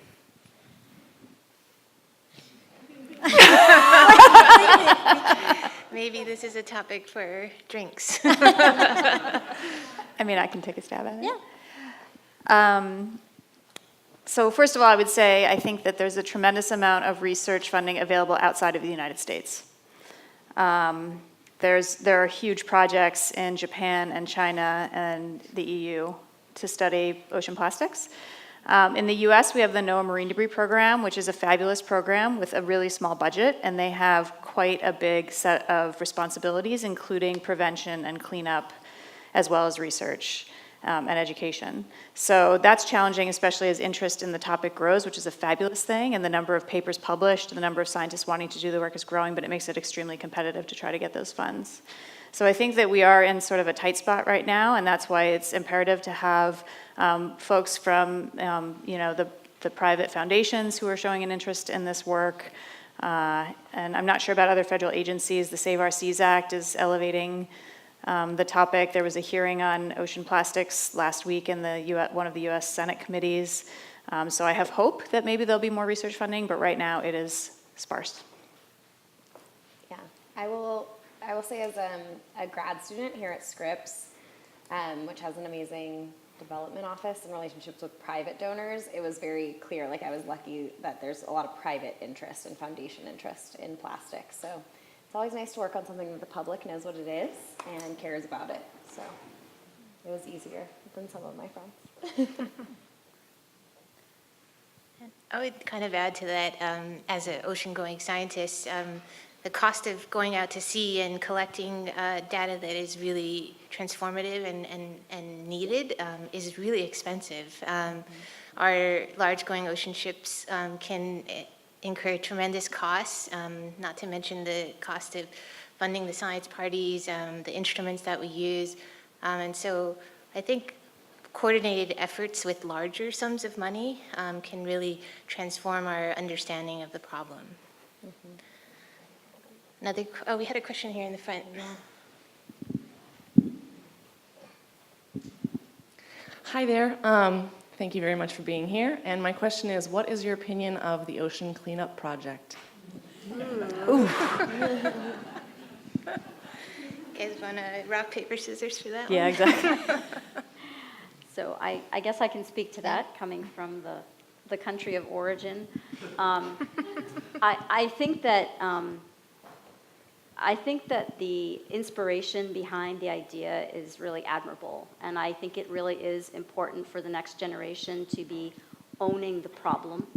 I think we all need to own the problem. I think that some solutions are better suited for different environments, and at least based on the science that we know now, I think if the cleanup is really targeting larger pieces of plastic, then it might be more effective in more coastal areas where such volume of macroplastic is higher. But again, I think I applaud his passion for the problem, and really, we talked about funding, mobilizing a community of philanthropy and also government support towards the problem. And I think that's something important, and he's among other young people that are doing the same and trying to raise awareness of the problem. That's my 2 cents. Yeah, I would echo that. I think you saw the Mr. Trash wheel up there a couple of times, and that's actually relatively similar technology, but at a river, picking up large trash. So that's where the trash is still larger and not degraded, and you're using this large funnel system in an area where the trash is mainly micro debris, it's not the right solution for the right problem. And so I think if you had a maybe smaller scale ocean cleanup at certain river basins, it might be a lot more effective of a solution. Let's take one more opinion. Sorry. Go for it, Tracy. You could imagine perhaps a hurricane coming through and hitting this instrument that's collecting this stuff. And it's made out of plastic, right? So Yeah. The sea surface exposed to sunlight. Yeah. Yes. Generating potential microplastics.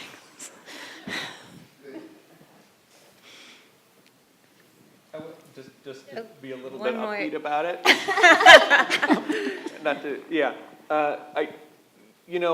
Again, there's kind of multiple axes of benefit, and one is pulling plastic out of the ocean, but the other is, they've done a really nice job of raising awareness. And whether or not you think the thing's going to work, I guarantee you, 10 out of 100 more people know about ocean plastics as a problem now because of that.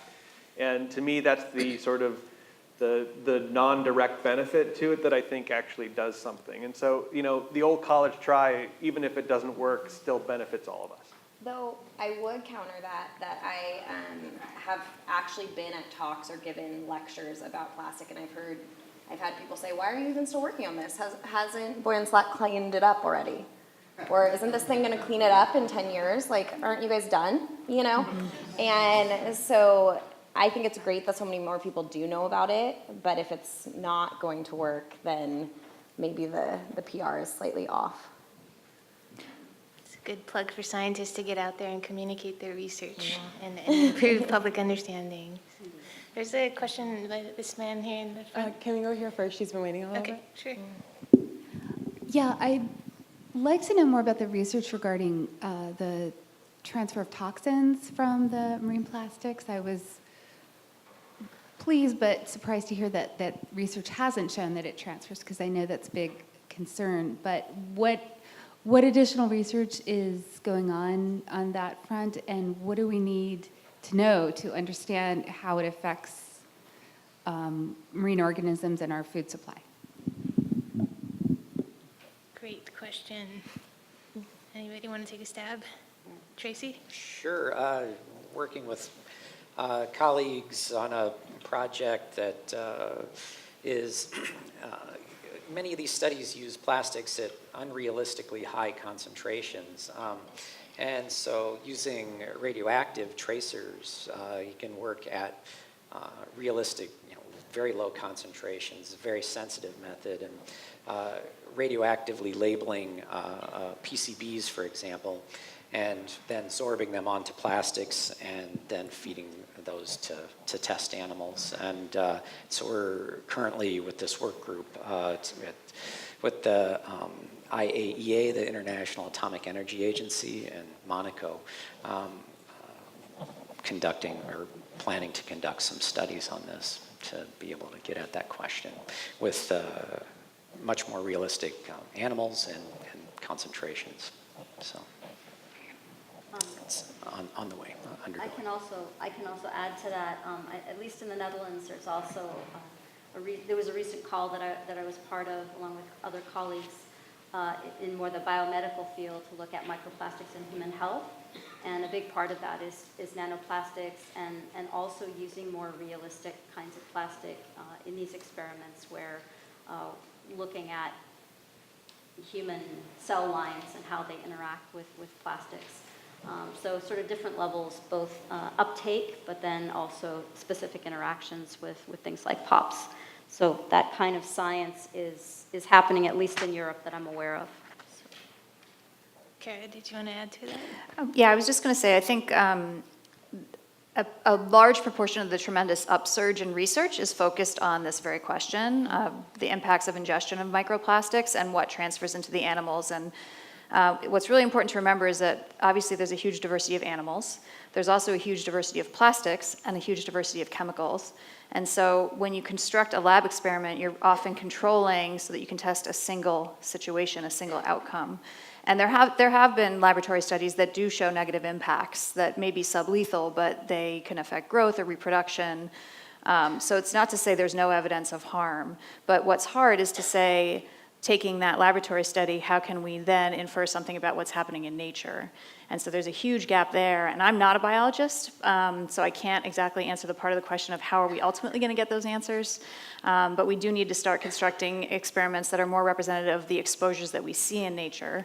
And one of the big gaps there is we don't exactly know what's out in nature right now. So we know what we've measured, and what we've measured is a small piece. Like we tow plankton nets and we get particles of a certain size, and we're starting to characterize those in terms of the polymers that they are, but it's really hard, and in fact impossible in some cases, to look at particles that are much smaller than what you collect in a plankton net. So a lot of really just research gaps at this point, and that need to be filled before we can definitively say anything about, at a broad scale, what the level of harm is. Thank you. Anybody else want to add to that? Again, just in my last couple of days of looking around the literature, I found many more studies that suggested impacts were minimal to completely negligible than vice versa. And some of the studies that showed the highest impacts were in worms and benthic organisms, where plastics would impact energy absorption in the digestive system, for instance. But in terms of like looking at PCBs on microplastics in both lobsters and cod, both came back as sort of negligible in terms of transfer of PCBs through ingestion. So again, I'm not saying that it's not a thing, but I guess my feeling is we need to be, it may be down the road that we find some really terrible chemical interactions that are the result of plastics in the ocean that have disruptive properties in biological systems. But at this point, the evidence of that is really not all that clear. And I'd be careful, because what I did find out in poking around the literature, and especially sort of more of the gray literature and into the nonprofit world, is that there's a ton of information out there suggesting that is the major problem with plastics in the ocean. But if you get into the primary literature, gosh, there's not a lot of evidence that that's true. It's just not. So I think we got to be careful with that. It's not to say that there's tons to talk about with plastics that that we don't have to go down that road to continue to believe that plastics in the ocean is a real problem.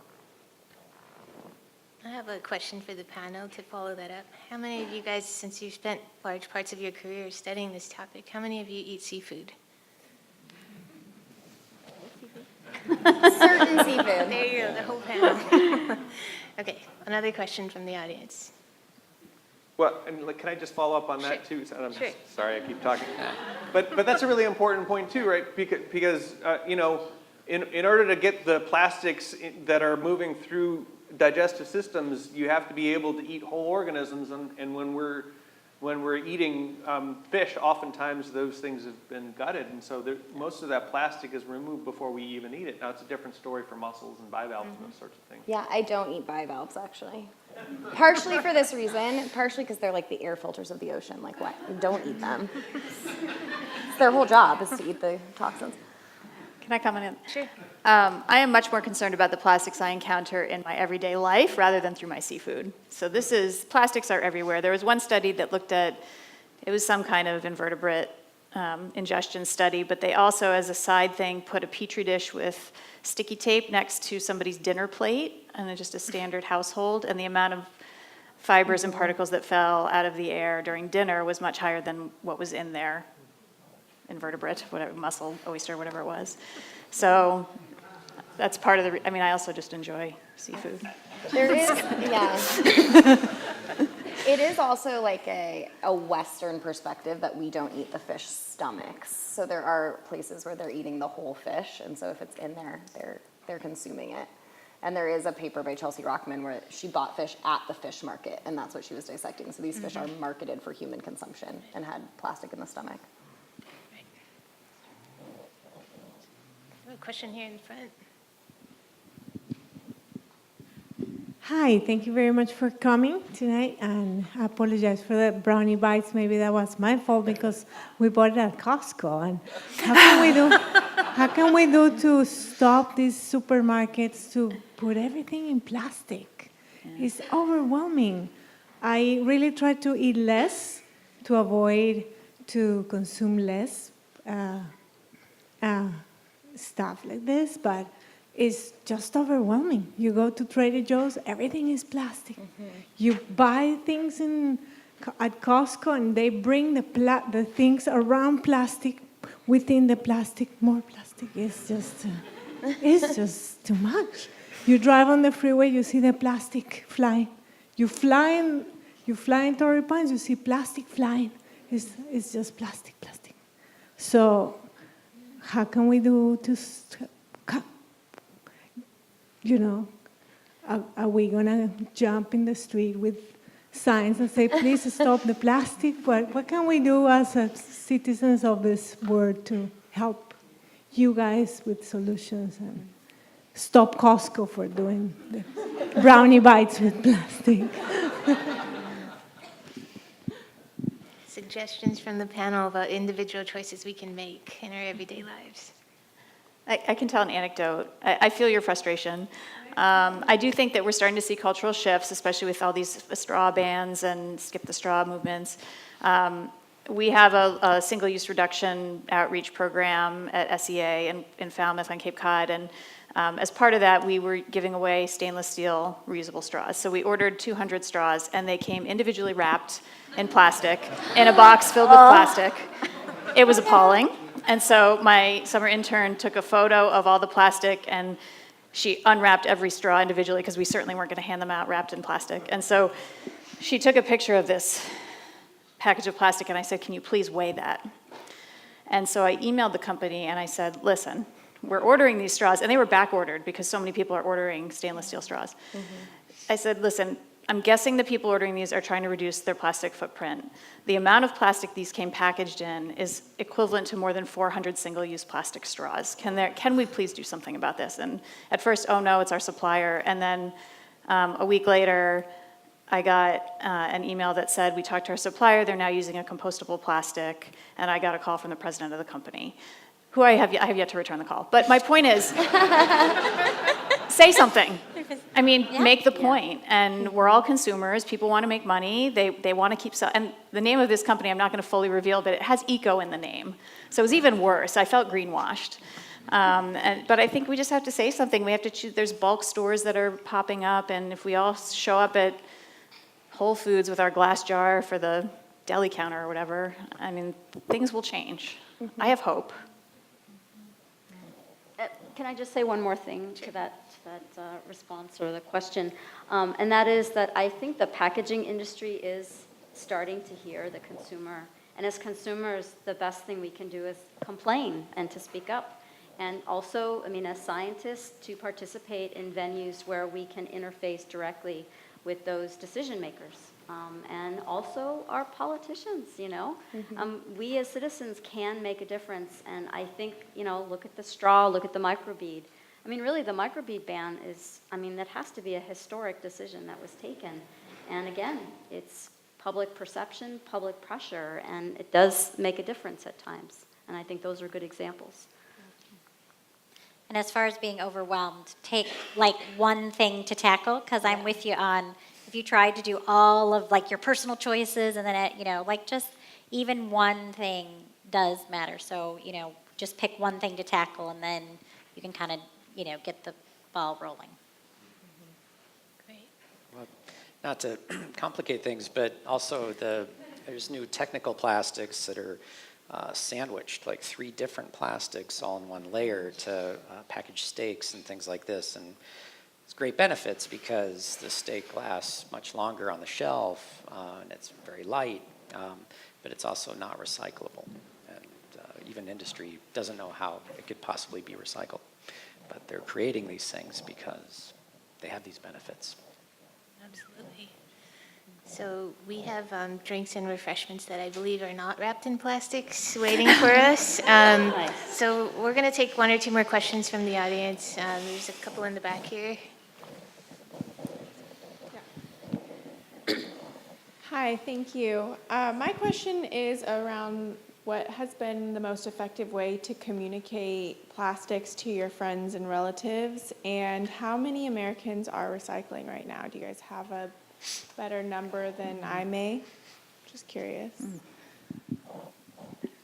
Better number than what? I read 40%, but I think that's high. Yeah, our overall recycle rate in the U.S. is like 32, maybe 33, somewhere around there. Maybe as high as 35. That is a U.S. average. Certainly differs by every state, and then that's all materials. So plastic is really still about the same as the entire global average, about 9%. And this is by mass, so we know that plastic doesn't weigh very much for as much volume it takes up, but our recycle rate's about 9%. And for my family and friends, they often get reusable things in their Christmas stockings. I've given straws, I've given utensils, I've given stainless steel cups. I mean, that's just my direct family, yeah. I think for communication, everyone knows they use plastic. Like everyone sees the plastic in their lives, and so it's not that hard to connect the dots that the trash in the environment is theirs. I think for some things like climate change, some people don't want to believe that that's a man-made issue, but no one thinks plastic like naturally occurs in the ocean. So it's not as hard to communicate necessarily that like this is a human caused problem, and it's more the next step of like, will my individual tiny changes make a difference? And that's where I think it is things like the microbead ban or the straw ban of like a few people getting mad about something can cause big changes, or a few people organizing to make these big beach cleanups can actually clean up like thousands of pounds of trash. So that's where you can really bring action about. Any other tips on how to communicate with your friends and family from the panel? Tracy looks like he wants to say Sure. something.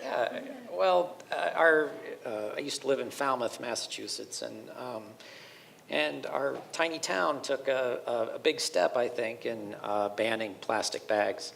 But there was all kinds of testimony. At the time, I was an elected official there, and we were deciding on this. And one person stood up and said, "There is no peer-reviewed literature about plastics in the ocean." And like, whoa, wait a minute, there's hundreds every month. And others came up. There was a letter from a local grocery store that said, if we stop using plastic bags, it will be economic hardship for our business. And like, no, it won't. It's just like there was a lot of emotion. There was. But in the end, we decided to ban it because our coastal community and stopping plastic bags is a good thing. But there's a lot of misinformation out there, I think. Mm-hmm. So there's a lot of questions, hands still up, but I think all of us are going to be around at the reception. So as I said, look for the folks with name tags if you have burning questions that you want to ask. And let's please thank our panel for their time and insight.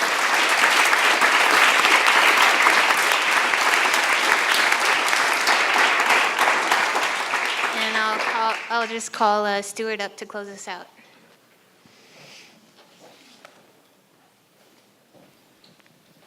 So I want to, thank you guys. We are here at the Plastics Awareness Global Initiative, and I figured that just to make sure that we give one quick anecdote of that global impact that I think reaches something that's recent to the time that Igor, Steve, Stu, and I spent recently in Micronesia. We were visiting the island of Pohnpei, and the traditional leader, Rosa, Willie Hali, the governor of the island of Pohnpei State, they were asking us questions, and they asked us questions specifically about plastics.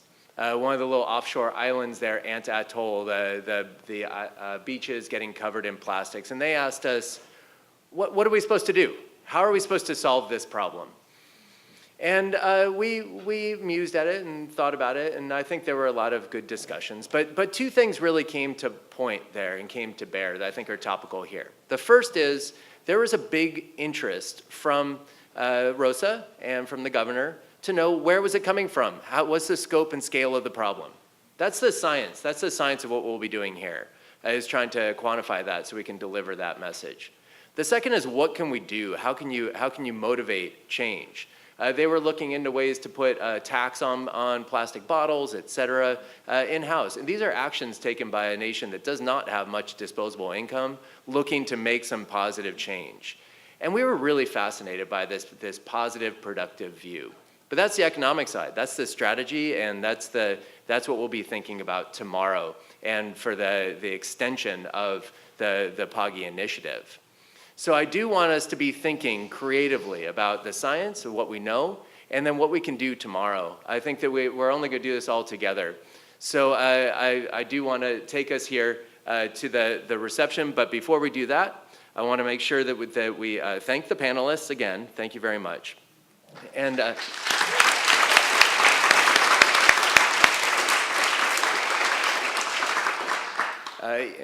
Igor, thank you for opening up the ceremony, and thank you to the Wilsdorf Mettler Future Foundation for the support here and the other interested donors. This is really something, as we pointed out earlier, is not coming through federal or state investment. It's coming through the care support and really the social investment, us solving our own problem. We're at 7.5 billion people on the planet. Well, in that are 7.5 billion problems and 7.5 billion solutions. So let's make sure that we use each one of those. Let's try to minimize the problems, maximize the solutions, and enjoy a refreshment. So thanks very much.